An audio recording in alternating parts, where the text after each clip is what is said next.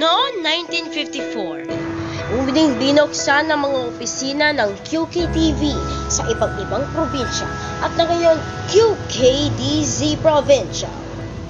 Sa loob ng ika-10 taon, ang binuksan nangyari ang QKTV Network sa pag-asa sa mga kailangan ng bawat Pilipino.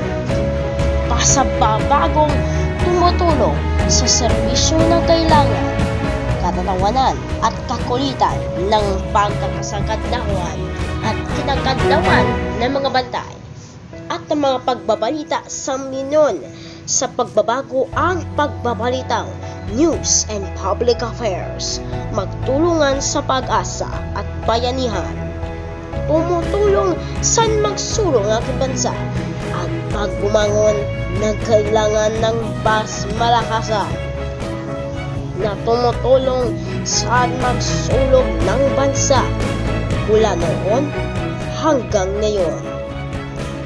Kapilipinas, may mga tulong sa pag-asa. Kaya 70 years na tayo nagpagkakataon kasama mo para sa bayan.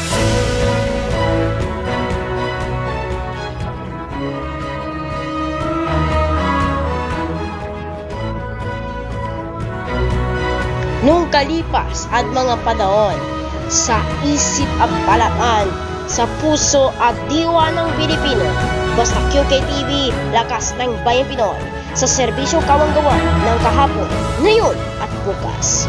QKTV, celebrating of 70 years of responsible broadcasting.